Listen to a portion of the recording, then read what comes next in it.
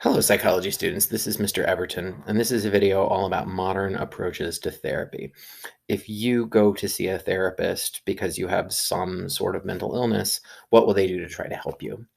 A couple things I want to say off the top. This is a really broad topic. There are so many different approaches to therapy. We're really just like dipping our toe in the water here, trying to give you a sense of some of the things that people do. There's no way that we could fit all of this topic into one YouTube video. It just wouldn't work.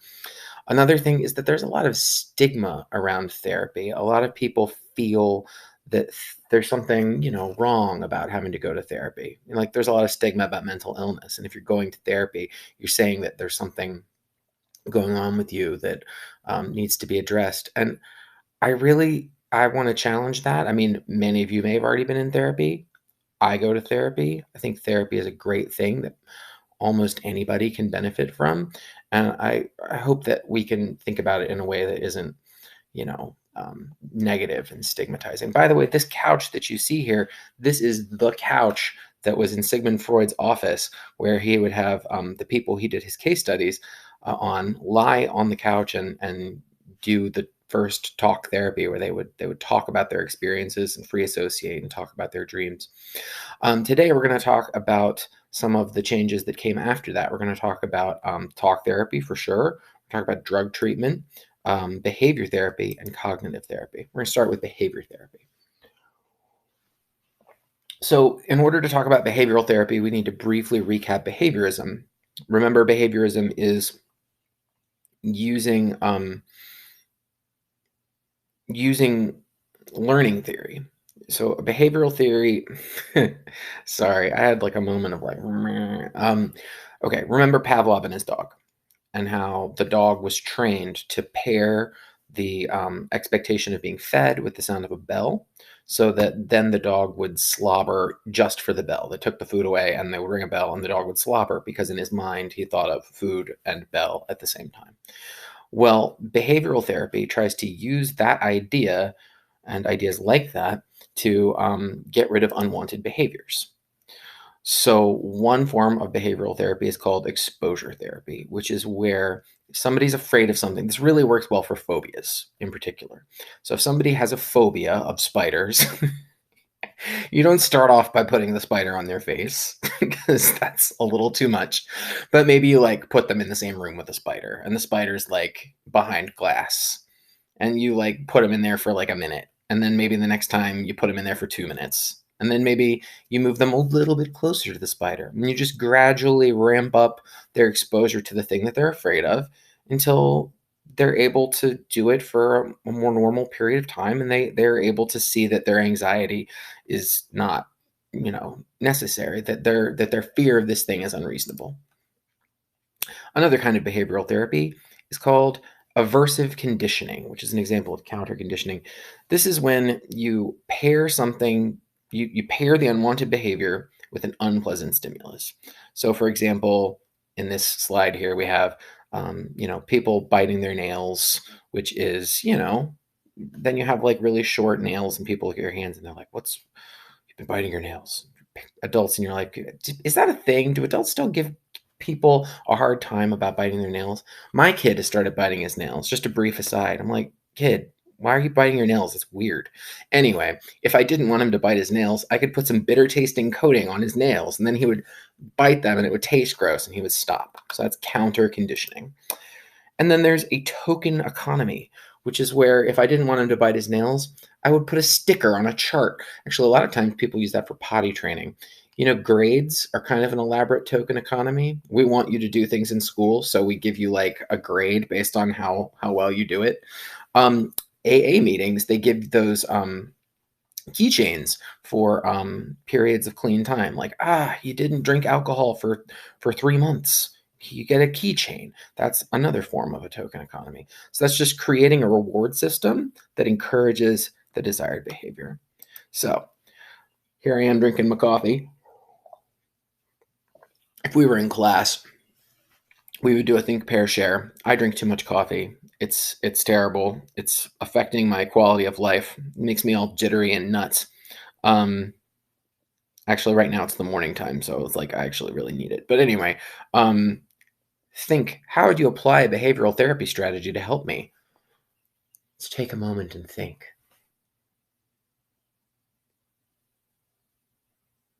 Ba-doop, boop, boop, boop, boop, boo, boo. Okay, sorry. Are you laughing maybe at me? Yeah, okay. Um, Perhaps you said we could put something in Mr. Everton's coffee to make it taste bad. And that would be an example of aversive conditioning. Another thing you might have said, we could create a token economy where every time Mr. Everton doesn't drink a cup of coffee on a particular day, we'll give him a sticker. And when he has enough stickers, he can get to buy a new book because he's a nerd and that's what he likes to do. Um, all right, so we're going to switch away from behavioral therapy. Now we're going to talk about cognitive therapy. Now, cognition, if you'll remember, it's all about thinking.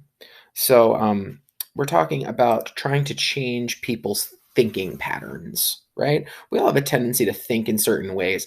And, like you create stronger neural connections in your brain when you think in certain ways and you develop habits of thinking, just like habits of doing other things. And you have certain neural pathways that fire particularly easily because you've used them a lot, right? Like exercise, like you develop a muscle by using the muscle, it gets stronger. Well, you develop certain muscle, like, for comparison's sake, you develop like a muscle in your brain that works faster and stronger than others, right? What if that pattern that you form in your brain is a negative one? What if that pattern makes you feel crappy? So, the idea of cognitive therapy is we want to try to change that thinking pattern.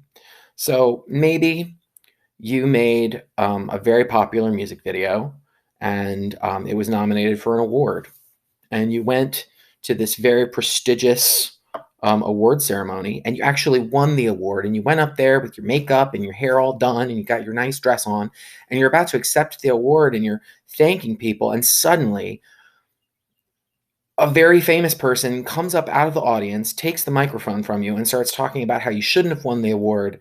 Beyonce should have won it instead because her video was actually one of the greatest of all time. Actually, I gotta say, I think Beyonce's video was better. But if you don't know this story, this happened to Taylor Swift. Here's a picture of it. So, how would this potentially create distorted thinking for Taylor? Let's explore. Kanye taking the microphone away was the activating cause. This is going to spell ABC. It's very convenient. ABC, like letters of the alphabet. So, activating cause is the situation that creates the emotional problem. In this case, Kanye taking the microphone away. This could then lead to beliefs. Now, you don't have any control over the activating cause, but you do have control over your beliefs. Your beliefs are what you think about the thing that happened. They're how you perceive it and how you think it affects the world. So, in this particular instance, let's say, just for the sake of argument, that Tay Tay starts to feel feelings of embarrassment and shame, and that she actually isn't that great a singer. Because if she was, then there's no way Kanye would have taken the microphone out of her hand and tried to tell everybody about how great Beyonce was. So that leads to a consequence. That is the consequence, the emotional response. So Tay Tay's belief in her own belief that in her own value not being enough leads to an emotional response of feeling sad, possibly angry, possibly very upset. Okay, you following me? ABC. Cool. So this can lead to all kinds of distorted thinking. Distorted thinking is when your thinking is not clear, when you're thinking in a way that is wrong. So one example of this is catastrophizing, which is where you expect the worst possible thing to happen. You're going into a situation, you're going to an award ceremony again, and you're like, oh my God, I'm definitely just gonna be embarrassed in front of the entire audience of famous people again at the Video Music Awards. It's going to be awful. Globalizing is slightly different. That's when you expect that this thing that happened in one situation will always happen. That like this person who did this thing, that is true of everyone else as well. Mind reading is assuming that you know what other people think, assuming that you know that all the people in the audience at the MTV Video Music Awards all agree with Kanye. You don't actually know that they think that. You're just projecting that onto them. Being right is when you have this powerful need to be right, even when there's clear evidence that suggests that you're not. President of the United States, anyone? Sorry. Emotional reasoning, believing that what you feel must be true, because if you're feeling it, then it's and your feelings are so strong um, that you feel like those feelings have to be true. They have to be based in reality, and it can be very hard for us to recognize that we can feel things really intensely, and that doesn't necessarily make them accurate and rational. So those are all examples of distorted thinking. Oh, Taylor's experiencing some distorted thinking in this picture. So the goal of cognitive therapy is to use our thinking to change our emotions and our behaviors. The idea here is if we can change the way we think about a situation, then we can change the way that we respond to it and we can feel better. So, distorted thinking. Taylor believes that Kanye is going to keep trolling her forever and that this is impossible and that no one will like her again. But Taylor goes to cognitive behavioral therapy and she realizes, you know what? Kanye's just one guy. He's a famous guy. He's got a big platform. Everybody listens to him, but that doesn't mean they agree. Everybody thinks Kanye is a little crazy, you know? He's just one dude, and I can control how I respond. And then Taylor becomes more in control of her emotional responses. She becomes more in control of her behaviors. And look, she looks much better, much more put together without the makeup streaming down her face. Good job, Taylor. Proud of you. All right. So, what are some of the strategies of cognitive therapy? Well, in this instance, we have a man who is going to a therapist and he is not feeling very secure about himself. I'm just such a failure. No one respects me. So, what can this therapist do? Well, one thing she can do is called active listening. And you know what? This is very useful for you, student, in your life with your friends who like to talk your ear off about things. I don't know if you have friends like that, but if you have friends who are like, "Oh my god, I can't believe that my boyfriend did me that way," then you can practice active listening, where you mirror what the person says back to them. Like, "Oh, I hear you saying that your boyfriend was really rude to you and that you feel really upset about that." Notice I'm not telling the person what to do about it, right? I'm just saying back to them what I heard them say. I hear you saying you need respect from others to be successful. Okay, so another practice of cognitive therapy is called unconditional positive regard, which is where you, the therapist, have to try to show the person that you are not going to judge them and that you care about them and that you accept them as a person for who they are. And that helps to establish trust and make the person feel like they can share, like the client can share whatever it is that's going on with them. And it makes them feel validated and like, okay, like I'm having some troubles, but these troubles are normal. It must be really hard to feel that way. I think a lot of people feel that way sometimes. Disconfirmation is when the client or patient says some things that are distorted thinking, right? Like says some stuff that's clearly not true. And the therapist uses evidence to contradict those beliefs. Didn't your coworker ask you for advice? That seems like he respects your opinion. And then there's reconceptualization, which is where you create an alternative belief system to help explain experiences and observations. You just have high expectations for yourself. So, like, hey, you thought it was this one thing. Maybe it's this other thing.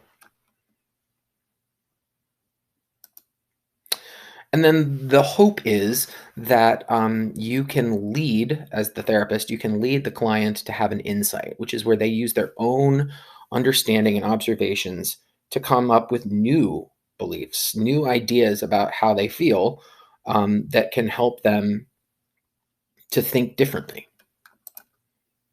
Yeah, my coworker did ask for my help, and I'm kind of a perfectionist. So I now want to switch gears. There's our last topic. I know this video is a little bit long. Like I said, there's a lot to talk about. I want to talk about drug therapy. If you look at this graph here, which I would ask you to interpret if we were in class. Oh, class, I miss you. I miss being in school. Anyway, um, you'll notice that the blue line represents the thousands of people in state mental hospitals, right? So you can see starting in 1900, the line goes up and up and up. We go from about 100,000 people in state mental hospitals in 1900 to in 1950, about 500,000 people in state mental hospitals. In 1960, it's 550,000 ish. And then it drops precipitously. That means really fast and a lot starting in the 1960s. And the reason why is because that is when the antipsychotic drug Thorazine was introduced. Antipsychotic drugs like Thorazine could be used to treat people who are schizophrenic and can help them to be more in touch with reality and to be able to live a more normal life. And so Thorazine was, you know, started to be administered to people in who were suffering from psychosis, like schizophrenia, and the number of people in mental hospitals went way, way down. The problem is that they tended to think of Thorazine as some kind of miracle drug, and thought that they could just they thought that they could just give Thorazine to everybody and it would be fine. And so actually the number of people in state mental hospitals went down further than it should have. There are people who should have stayed in a mental hospital and who didn't get the kind of treatment that they needed. And a lot of those people end up homeless. So drug therapy. Drug therapy is far and away the most common form of medication taken in the United States. And the point of drug therapy is to correct neurochemical imbalances. The idea here is when you are having mental health issues, there's some chemical stuff in your brain that is wrong that can be corrected with pills. So you take a pill and it'll adjust your neurotransmitters and make you feel better. It's particularly effective when you use it with cognitive therapy. So, like all the stuff I was just talking about with a therapist, you need to do them together. It works better together. If you're just taking pills and you're not going to therapy, a lot of times you're treating the symptoms with the pill, but you're not like getting at the causes, right? So, like if you're really depressed and anxious, and you're taking pills to make you feel less depressed and anxious, but you're not going to cognitive therapy to change your thinking patterns, you're not going to get better. You're just going to take pills that are going to like make you, better able to function right now, but you're not in the long term going to improve. So antidepressants are the most prescribed drugs in the United States. They can treat anxiety, they can treat OCD, they can treat depression. And the most common type of, did I take that? Yeah. The most common type of antidepressant, I believe, is called a selective serotonin SSRI. That's what it's called. Yeah. Selective serotonin reuptake inhibitor. Yeah, that's what it is. I thought of it. And you can take those. SSRIs were originally thought of as being antidepressants that were able to treat depression because serotonin is a neurotransmitter that is linked with depression if you don't have enough of it. But they've also found that SSRIs can be used to treat anxiety and obsessive compulsive disorder. So originally there was like, this will make you feel better if you're sad. And now we're thinking this will treat a host of other things as well. Now, and this is going to sound very, I'm going to sound like a health teacher for a moment. And I am not the healthiest person in the world. I'm not lying here. I eat things I shouldn't eat. I don't exercise enough. But there are alternatives to drugs and cognitive behavioral therapy, and they actually really do work. So these are called therapeutic lifestyle changes. And I'm not saying like if you have schizophrenia or like super intense depression and you do these things, it's going to be all better. But if you have like mild depression and anxiety, you can make a significant change in how you're feeling by doing the following things. Exercise more. If you go out and exercise, your body naturally releases the kinds of neurotransmitters that you need in order to feel good and to feel healthy and mentally healthy as well. Sleeping. Sleeping is really important. I don't know if I hope that you took that away from our unit on sleep, but getting the amount of sleep that you need, which right now, like, there's no excuse not to. You're at home anyway. You should be sleeping like 9 hours a day. Like, definitely. Get that much sleep, please, for the love of God. It's really good for you. It's going to make you feel so much better.